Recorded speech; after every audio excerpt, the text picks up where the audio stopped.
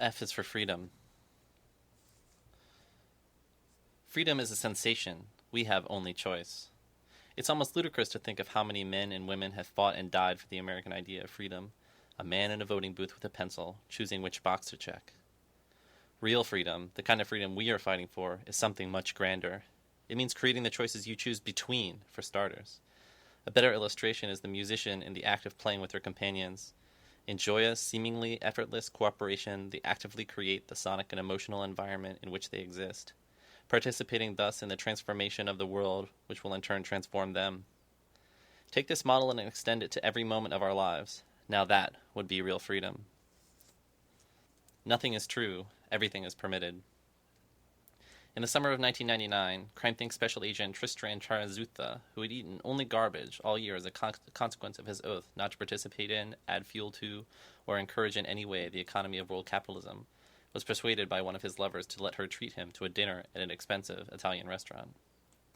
In the months before this night, he had nearly starved to death, and living in a city with seductively packaged food leering from every shop window, he had been able to remain faithful to his vow only by constantly browbeating himself with the reminder that any compromise was a capitulation to the system that was starving millions of others. The experience of breaking this ban terrified him, because he wasn't ready for the overwhelming feeling of liberation that surged through him at the moment when he raised his fork. It felt as if the world should end, but it did not, or rather, the whole world did end, and soundlessly a new one began, unthinkable, unbearable, in its perfect resemblance to the old one. But now he was eating expensive polenta beside his bitter enemies, as if it was nothing. The horrifying possibilities of this world opened again before him, like they had in his youth. The fact that anything could happen, that he could do anything, kill people, leap off buildings, defy any self-regulation or expectation, and he realized with dread that his soul was rejoicing within him, heedless of the disapproval of his conscience. He leaped from his seat and dashed into the streets, and remained pacing them for many hours, agonizing over this rift within himself. At exactly 2 minutes after midnight, he had an epiphany, and rushed home to write these notes. Freedom is to be found only in the sensation of acting, of self, and thus world creation. Of the realization through practice, the old saying, nothing is true, everything is permitted. Example, the revolutionary finds freedom in the experience of totally transforming society, and thereby making himself, not simply in the removal of restrictive forces.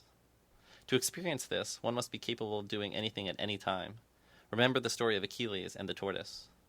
The tortoise asks Achilles, "Are you free, Achilles?" And Achilles responds, "Of course I am free. I am Achilles, a god among men, and free men at that. I can do anything I want." "So," queries the tortoise, "could you kill me?" "Easily. I am Achilles, the invulnerable." Not so, as it turned out, but anyway. "Hero of Greek myth and legend, and you are a tortoise." "So, kill me," challenges the tortoise, matter-of-factly. "But you are my steadfast friend, my bosom companion, my comrade. I could never kill you," protests Achilles. "Exactly," whispers the tortoise suggestively, and Achilles shudders. The moral is that in a situation where all meaning is already attributed, freedom is irrelevant. For all your possible actions are already determined. Freedom is to be found only in new spaces, in the brand new moments when fresh elements come into play, and you have to create yourself from scratch. One must remain in practice if one is to be a revolutionary. One must constantly destroy and recreate the self, must push limits and break every rule and limitation. Thus the otherwise inexplicable affection so many freedom lovers have had for the Marquis de Sade, just as Jane E. wrote in her pamphlet on hypocrisy. The problem with all of this is that the exercise of total freedom is bound to conflict with your own desires. In addition to feeling the sensation of freedom from all constraints and having healthy food in my stomach, I also really do never desire to compromise with those motherfuckers, never to treat any animal or dairy products as if they were food, never to give them my money or anyone else's. The answer to all of this, of course, is simply that we must create a world in which everything that is possible is also desirable, so that such a thing as sin will no longer even be conceivable, and that there will be no reason for guilt, no possibility of hypocrisy or conflict between desires.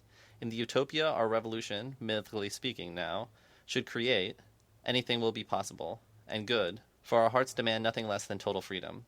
I shouldn't have to resist anything, any temptation, therefore I must make a world of temptation without shame. A world empty of meat and dairy products and fancy elitist bourgeois restaurants, for example.